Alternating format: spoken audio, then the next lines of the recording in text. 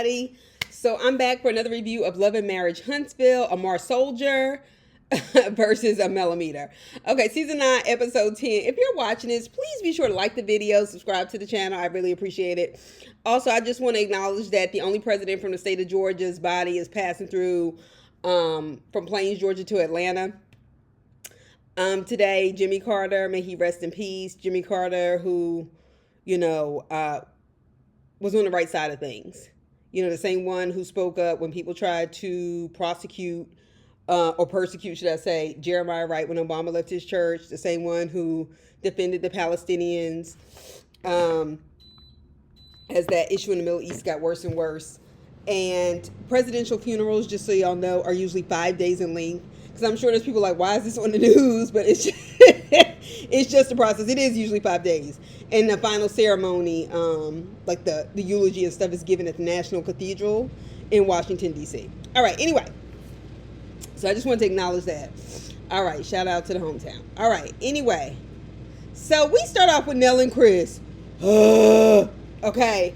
We start off with one of their 4 scenes. Okay, Fletcher is talking about how he's looking forward to moving to his brokerage again. Okay, and I'm just sitting up here like, can y'all please just go and like recruit people from Montgomery or something, or Selma, like just so we can have somebody else to give us something, because this is some bullshit. And they're just like, I don't understand them. Like, they're really sitting there not talking, which is probably what they would normally do at a table. But this shit is whack. Anyway, so they just left the last scene from last week. They didn't pick back up there or nothing. They didn't tell us nothing about the showing of the house if somebody bought it, but we all know that anything Martel touches turns to stone. Nevertheless, so the pizza they were eating looked burnt. It was given like school cafeteria lunch. But anyway, so she brought up Martel's open house because, of course, what else could they have to discuss? So she said it was a hot mess, and essentially Fletcher helped because he hooked him and Trisha up. He said, well, that's a damn lie. Okay, that's his line, and he is going to stick with it. I knew he was lying in. She was like, well, look at me if it's a lie. Look at me. And he was like, I am looking at you. And she was like, no, you were looking past me. I said, no, first he was looking down when he told you that shit. Okay? That's how I know he's lying. He's so full of shit, too. Now, your husband is a liar, but I think you know that, and so it's just a waste. Okay. Their relationship on TV lets me know that these two are nobody's mentors, since that apparently is the word of the episode, the way Sesame Street has a letter of the day. But nevertheless, we might as well be on Sesame Street. Actually, Sesame Street be smarter. Okay.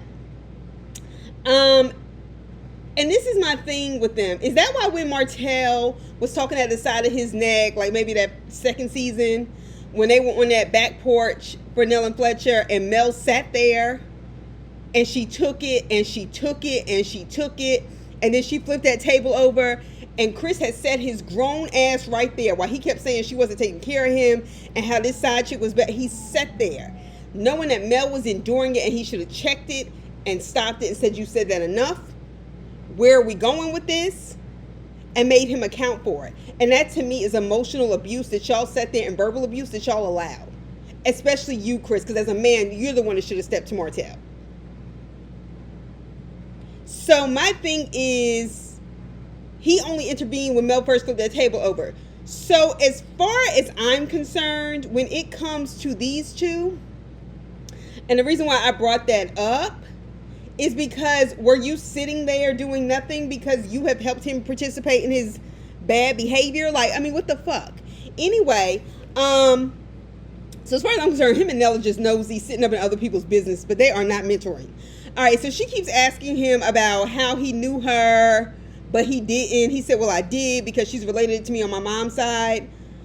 Why is who Fletcher is related to news to Nell? And they're coming up on 30 years of marriage in a town like Huntsville. And Trisha mentioned that a while ago. We know that just from watching this show briefly. Not that they're like close cousins, but like, you know what I mean? Like, anyway, this just seems like 3 people. By 3 people, I mean Trish, Chris, and Martel. This seems like 3 people who all had a hand in some bullshit. Chris a little bit less than the other 2, because the bottom line is they are grown. And all of y'all are caught up in the bullshit tangle web you wove, but I'm tired of hearing about it. All right, so she tells him she doesn't like that he was involved, but she understands that men will be men. And he shoots back, with some gumption there. And was like, I was like, okay, women will be women. I was like, what the fuck? Now, why did y'all have to bring up all of those receipts where she's called all these different men fine and all this other stuff, and how all these men on the cast were attractive? People can say that stuff and don't mean anything by it.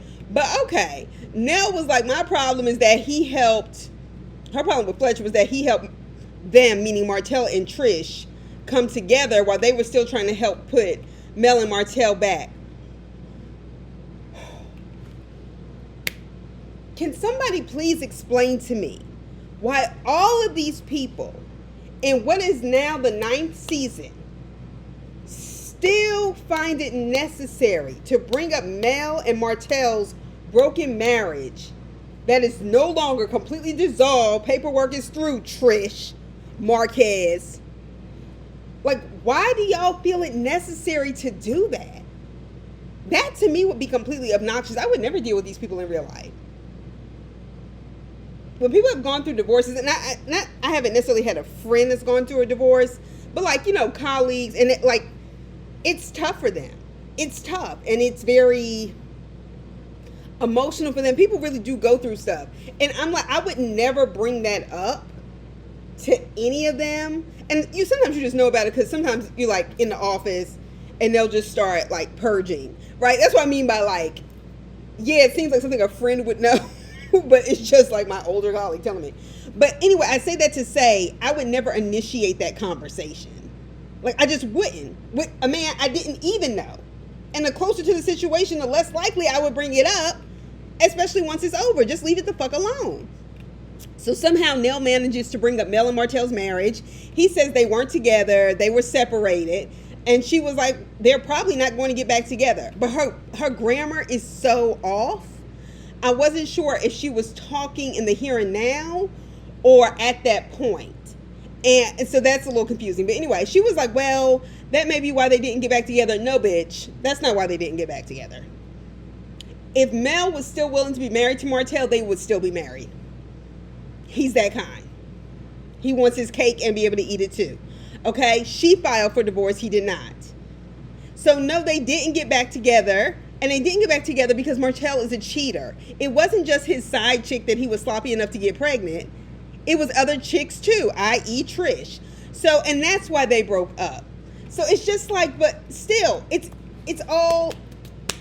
water under the bridge at this point. I don't understand why y'all feel the need to do that, especially considering how much family drama y'all showed us in 3 episodes. I know y'all got shit to handle. Anyway, so why the hell are Nell's feelings so hurt? Or she is so bothered that Mel said she wasn't a mentor to her. I hate people this age, especially 30 and over, let alone 50 and over, acting stupid and so emotionally stunted and ignorant. Acting may be up for debate. Maybe she just is.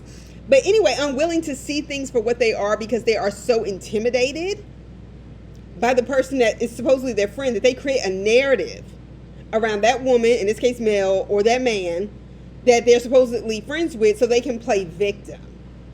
Instead of saying, hey, I thought this was the kind of relationship we had and this took me aback. She doesn't consider you a mentor. And let's be clear, neither does Kimmy or Tisha, who have been very vocal about what you don't stand for to them, okay? So let's miss me, okay? They've been very vocal about that. So you tried to come on Mel's reality show, ma'am, okay, and craft a narrative as a mentor in a way where you could give yourself, this is what I think, you could give yourself credit for Mel's success despite everything she's been through. And that's what I think is really irking you. Or you don't know what the fuck mentor means, okay, and that irks me, all right, and that's screwed up. Chris was basically like, okay, so she hurt your feelings. That really, to me, is what it is. But no, she embarrassed you when she laughed at you. Because I remember how she laughed at you. I was like, damn.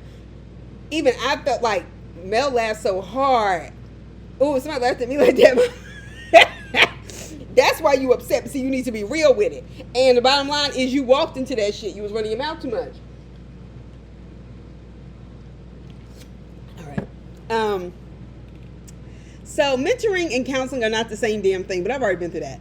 All right, so Mel and Maurice. Now talk about pissing me off. Let me get ready. Let me just take a minute. Because Maurice, I really need you. I want you to lose your job. I don't want you on my reality on this show no more. So Mel comes by Montgomery, Selma, Alabama. They are hiring. Anyway, so Mel comes by Maurice's office. He invited her after he says he had a conversation with Martel.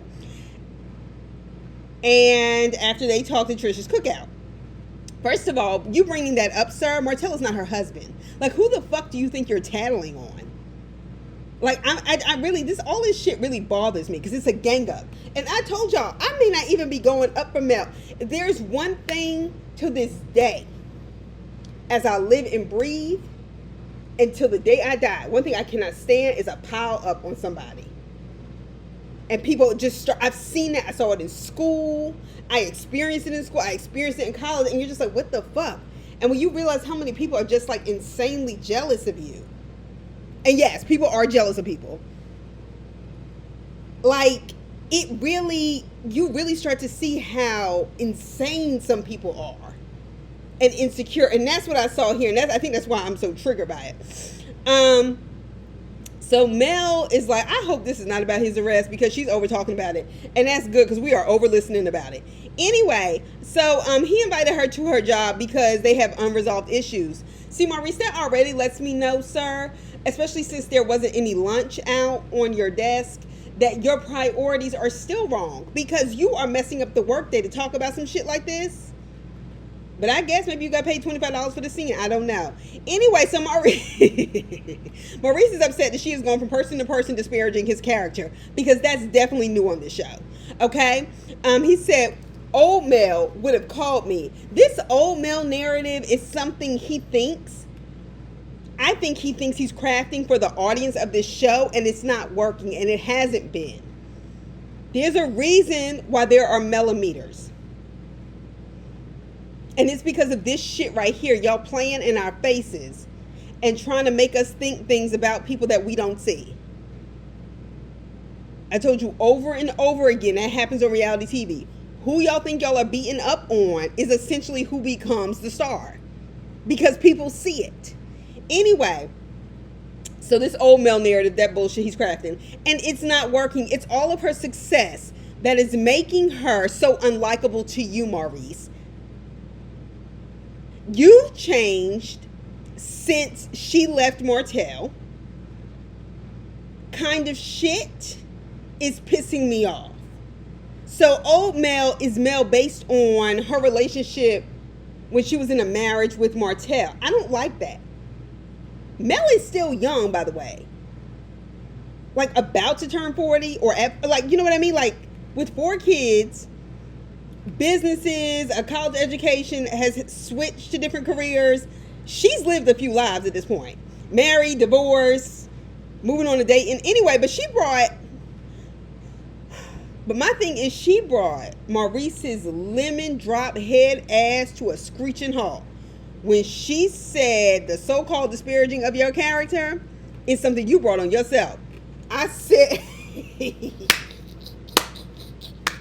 He said, is this your get back for anything you think I've done to you? And she goes, no, I just stated how I felt. Now, everybody else can do that on this show. All right. So his stuff with Martel was the practice round, I see. So he goes on saying your pain and embarrassment is what may have you acting like this. She was me. I said, hold on, what the hell do you mean? He was like, well, you were introduced to the world in a very embarrassing and painful situation. I was like, not exactly. My thing is, yeah, that was happening.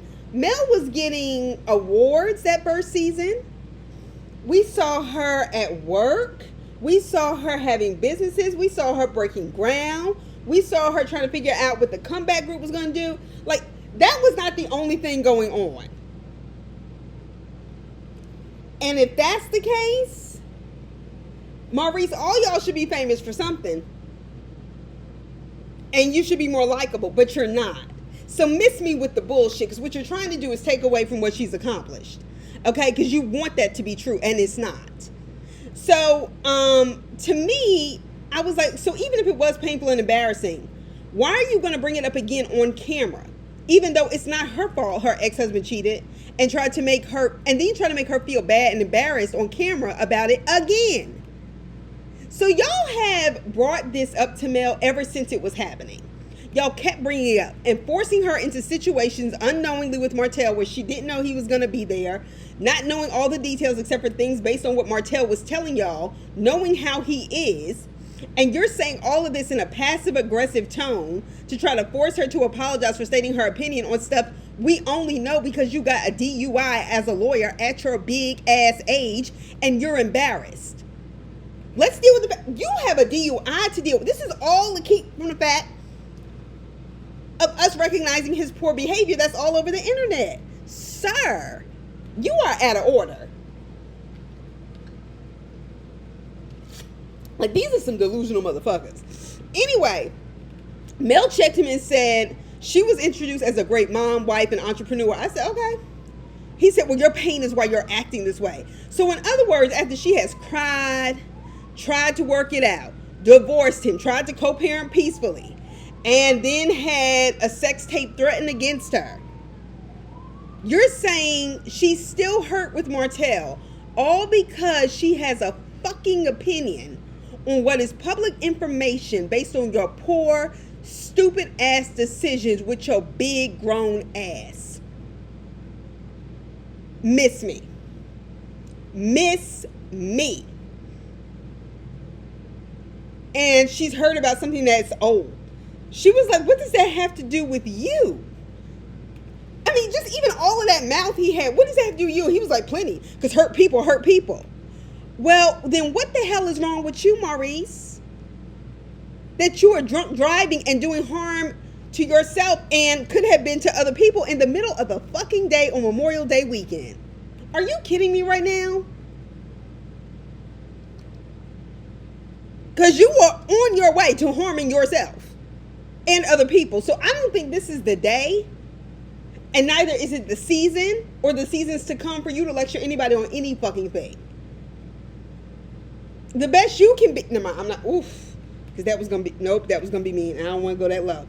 So take that bullshit to Kimmy's pick-me ass. Anyway, y'all have gossiped, y'all have laughed, y'all have mocked, y'all have pushed that knife in her back 3 feet deep, and now y'all want to be sensitive when she brings up something you actually did, not lies and speculation. There's a whole police report. She done told you her source on what I perceive, and then y'all, this is what I mean.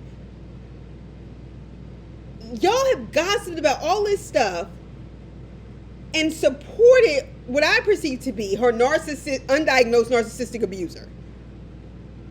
And y'all, like, I don't even understand how y'all think she would not have pushed. And even Mel's pushback is not nearly as fucking bad as it could be. Hell, what I'm saying to you is more harsh, and it's damn sure not as harsh as I could be. Get the fuck out of here. Anyway, and then he says, well, you're not happy. She said, you don't even talk to me to know whether I'm happy. He was accusing her of not being happy to antagonize her. He then goes on to say she's projecting her issues into her real life. Maurice, you're not even a part of my real life. That's what I wanted Mel to say. But anyway, once again, all these accusations about Mel is to make us forget he has a DUI and got on social media the next day with a red cup of alcohol at a party like he doesn't have a problem. Then he brings up how he talked to Martel. Part of the problem is that Martel got them used to and allowed them to gaslight and disrespect Mel, which are behaviors that other people participate in on another person, especially if they're jealous of them. And Mel, being a person of class, not always wanting to have her business out there, probably just kind of dealt with it, tried to deal with it in the best way she could by protecting herself, not engaging too much, not telling them too many details, so on and so forth. And then somehow they continue, and because she looks put together, and is, but I'm sure there were plenty of moments where she felt like she wasn't, then trying to punish her for seeming to be resilient. Courage is just fear that set its prayers. So it's like y'all are angry with her for not falling apart.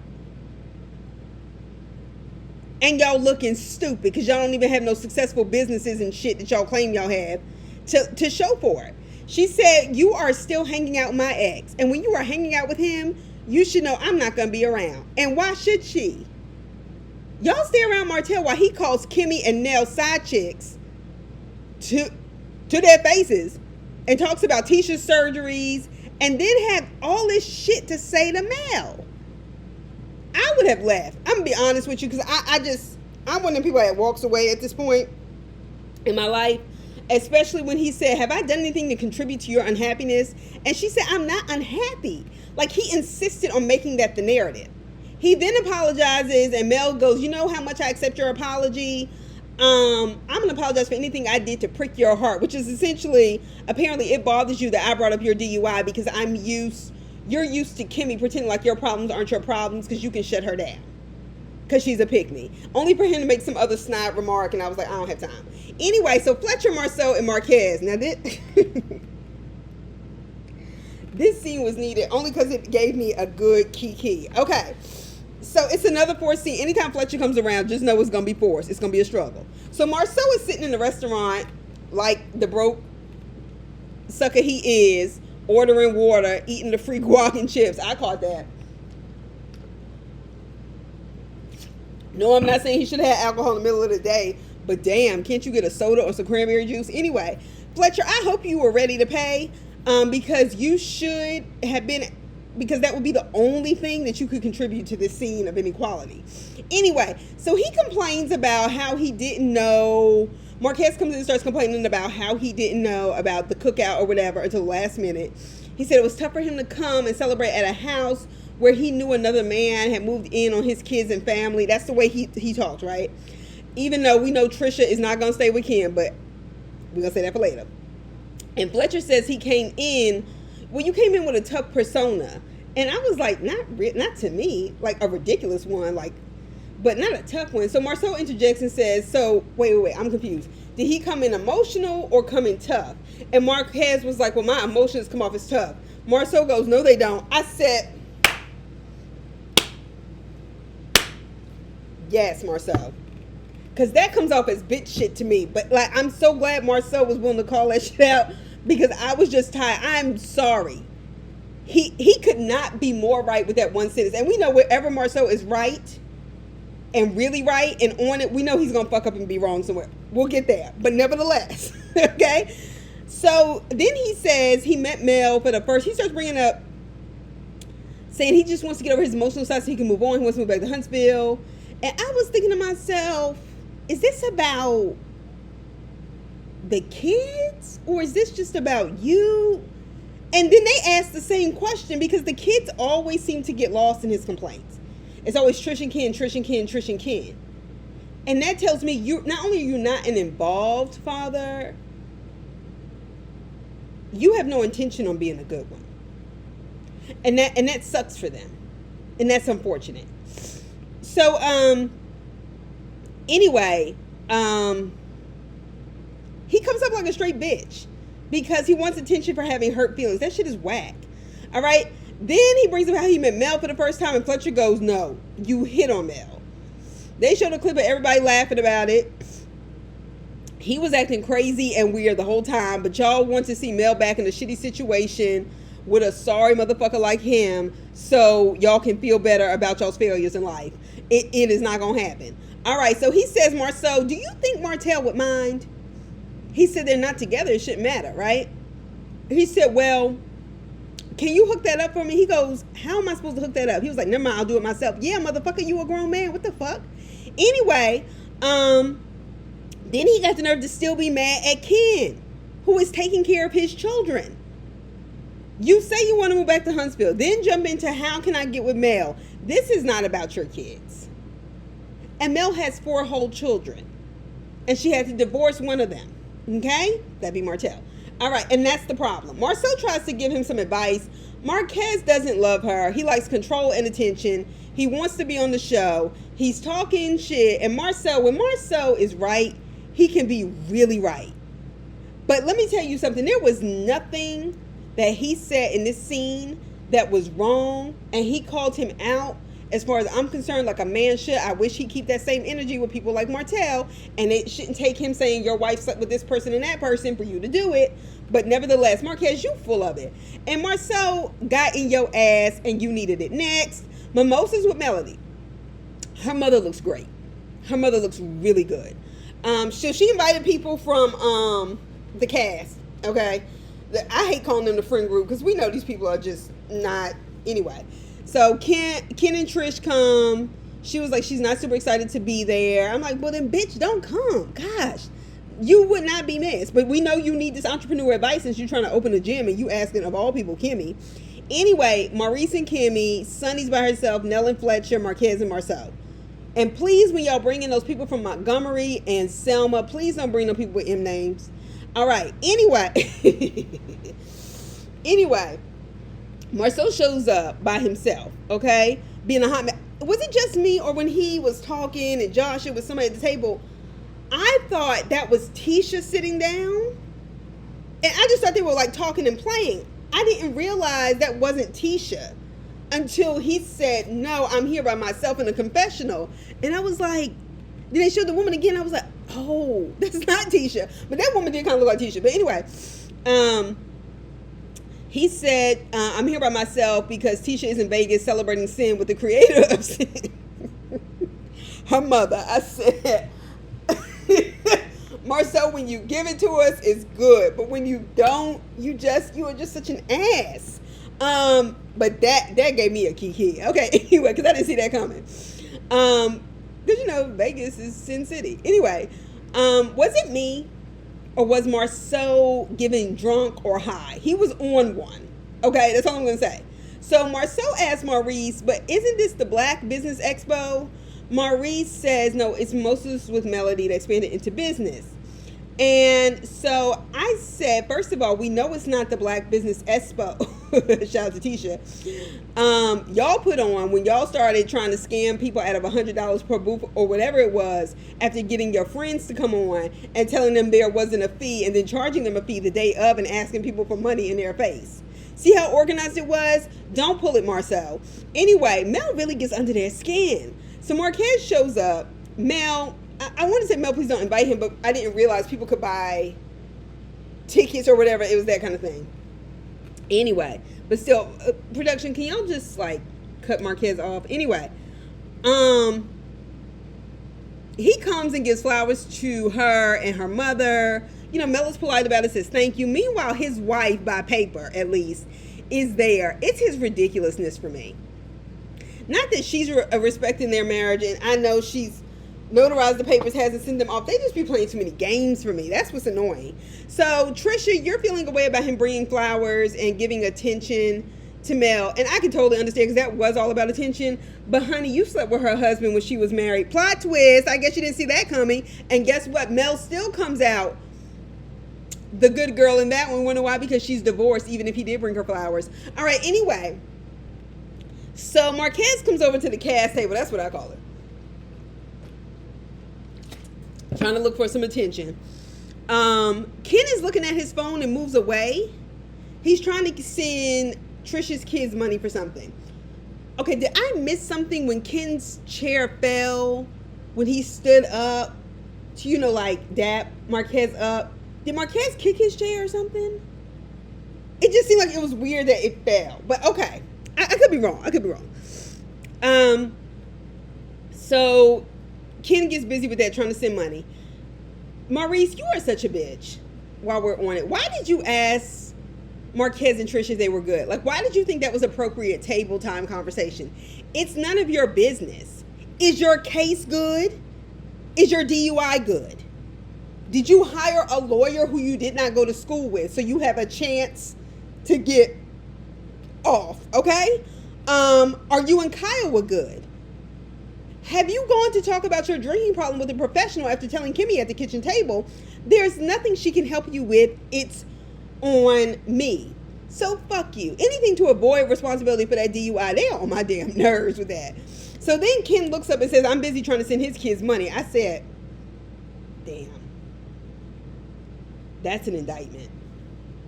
Especially when you bring flowers to a woman who's not checking for you at her events. You can get attention on TV. And then when you did come to your kid's graduation cookout that you found out about at the last minute, you were still trying to be over at the cast table. We didn't see you really interacting with your kids until your son had to come over and pull you to the side because of the way you were behaving.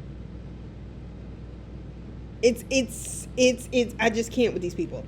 So Kimmy and Maurice decide they are going to pull the Nell and Fletcher and start giving people advice on how there should be no confusion and he shouldn't be comfortable sending Trish text messages. And this is Kimmy. And I'm sitting up here like, first of all, you're overstepping boundaries because nobody asked for your advice. That's number one. Number two, I am like, why is your energy, Kimmy, being given to Trish about the kind of signal she's sending when you have not been in a situation like this and it's none of your fucking business? Like, it's just straight up none of their business. There are some times where you should just go, that's none of my business. All right? And I'm just like, I just can't. They're boring.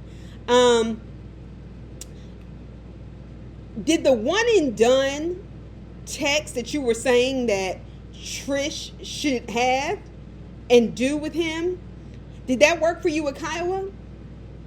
Because I damn sure remember her showing up to the reunion in your ass. Did that work? That's what I thought. Okay, so shut the hell up. So is Sunny pregnant? And that's not a read. That, I promise y'all, that is not a read. I'm not trying to like make fun of her weight or anything like that. But you know, she usually I don't see her in dresses. She usually had like, you know, kind of like bigger, like kind of the sundress kind of thing, but not like a party dress. That, I'm just asking. That is not meant to be a dig in any shape, way, or form. And if she isn't, totally fine. I'm not doing that. Mel is complaining about how her feet are hurting. I can imagine standing up doing them questions in them heels. It looks good. But anyway, Marquez asked her if she wants him to rub her feet. And she just kind of looked. So Marcel's messy ass brings up how he thought they had something going on because Marquez was telling me the other day that he had you blushing. Mel goes and looks at him and goes, aren't you married? I said, damn. And Marcel starts laughing and says he's married, but he identifies as single. Then Mel says, oh, so he took a page out of your book. I said, especially since you walking around with no wedding ring, bruh. He says no. He took a page out of Martel's. I was like, God damn. Just Do y'all see how that is a form though? And I know they go back and forth, but my thing is, because I'm not trying to like make it into something that doesn't have to be, but do y'all see how experiencing that constantly, having somebody bring up a man who you have literally had to have in court because of what he was doing to you? Do y'all see how that is a form of harassment and honestly a form of constant verbal abuse by bringing up a man who did so much to hurt her, who she had to press charges against? He was found guilty. She still has 4 children with this man. Like, that's why she doesn't give a fuck about y'all. And honestly, she could behave so much worse. And if it wasn't for them 4 kids, maybe she would. Nevertheless, so Mel told him anyway, like, Marquez starts trying to talk to her about, like, work and stuff. And she said, you could type up a proposal and send it over to my team. I said, that's what I'm talking about. So Mel asked about Moses. And Sonny said, yeah, he's on probation. And something when, you know, he's back incarcerated because, probation violation, whatever. And Mel said, oh, I didn't know he was incarcerated, but, you know, she tried to clean it up and was like, I'm really glad you're here. I felt kind of bad. Even though I don't like the way Sonny, like, came on Moses. And, you know, I've said that in a million episodes. But she just looked like she wanted to break down and cry. That's why I asked was she pregnant. One, she kind of looked, never mind. That's what I was asking, was she pregnant too? Because that can be kind of scary. All right, anyway. Marcel goes, look, I didn't know. And Kimmy was like, honestly, we wouldn't have cried if we knew the situation. Yes, y'all would have. Yes, y'all would have, because y'all are messy like that. Anyway, he didn't get jail time for anything new, though. It was just like a probation violation or something like that. So that's probably why it wasn't news, at least not to me. So Marcel said his big bubble head ass in the confessional and said, I'm sorry he's in jail. That must be really tough, especially on a newlywed. But he had that stupid smirk on his face. And he was like, but this is Love and Marriage Huntsville. And if you stay around long enough, you'll go to jail. It's just something we do. I was like, oh my gosh. Oh my gosh. I died. It was like, yeah. This cast seems, I mean, granted, anybody can get a mugshot, okay? It does not mean you even go to court. It doesn't mean you're going to get charges for it. Anybody can get a mugshot.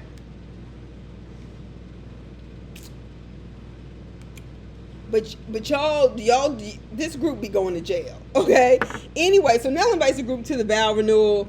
Are we going to end the season with them? I don't care. I just make them disappear. Please go to other parts of Alabama. Jackson, Mississippi, if you need to. I'm sure there are some desperate bunnies in Atlanta who can't get on in that reality TV scene. Bring them on. Just give us something. All right, so Nell and Mel meet up for her dress shopping vow renewal with her daughters. Her niece, it's like her daughter, whatever. Why is she acting like they never had a wedding? So she claims she never had a proper lavish wedding because lavish is proper. Okay. The dress she had on was very nice. It did fit her well. Nell said she invited Mel out so she could talk to her one-on-one. And you chose to do this while you were dress shopping for your 30th wedding anniversary and vow renewal. They're also going to have a bachelor and bachelorette party. Like, Nell and Fletcher, like, really? Really? Y'all are corny. It's just corny. Anyway, so Mel is being supportive and happy for her. She brought up that the last time she talked to Mel, she left really unhappy, like very unhappy. So Nell brings up that her mother won't be there, and her friend Mel, I guess she wants Mel there, but Mel was rattling off the last time they talked about how she wasn't her mentor. Mel said, I wasn't rattling. I said, I agree. I didn't even like that language. Okay, but we also know that Nell is limited when it comes to English, which is why I don't think preschool should be her jam, but that's just me, because that's where it starts. Anyway, so Nell in her broken English said, it's like you discredit me. You played our relationship down to nothing. I was like, what were you hearing that the rest of us were not? She said that you all had counseled them and that they were friends. Mel said those things. Mel has said on this show that she has been there for you when things went bad with Fletcher, which wasn't just that time where y'all were separated. Nell brought up how she went to go and check on Mel many a nights, and her mom was sick, and she would call somebody else over to take care of her mother, and would just go and check on Mel because she said she had been through that kind of heartbreak, so on and so forth. I get it. Okay, Mel made the point that if you were a mentor to anybody, though, it was Martel. Y'all were hounding him because of stuff he was doing. I wasn't the one messing up the marriage, essentially. So Mel said, I saw it more as friends, y'all as friends, and we were going through something, and you supported me. It sounds like to me, Nell doesn't know what the fuck a mentor is. And she seems really hung up on this title for an entrepreneur, for a business owner, for the people who have the most money on the cast, and they probably do. I'm just saying, it just seems like, Like, why is it so important to you that you hear mentor? Baby, I have mentored plenty of kids in my life. I can't put none of that really on my resume. Because those are things you do to help them when they've had trouble or needed support or advice or just need to know what college or career to go to. Like, it's not the same as me as a grown adult calling like my homegirl that I met in college and like, hey, I had the situation at work. Can you help me kind of talk through it? I need some advice. That I would not consider calling my friend for advice mentorship. Like, yeah, you're helping me out, but like, not like, oh yeah, oh great one, please teach me your ways. Like, what? Anyway, it's not the same thing. And she was like, whether you want to call it a mentor or friend, no, it's not the same thing. There's usually an age gap. There's usually an experience gap. There's usually, stuff like that. Like, I mean, I don't understand why she's so up in her shoulders over this. Mel said she was hurt, and you've been holding on to that for the past 6 weeks, and honestly, you could have had an apology sooner, this, that, and the other. Now, I don't care. I want you to get your old ass on somewhere. I wish you were more entertaining, but you're not. And all y'all need to keep Mel's name out your mouth. But that's all I have. I will talk to y'all soon. I hope y'all have a great weekend and week coming up, because I think we're all heading back to work. Anyway, see you soon.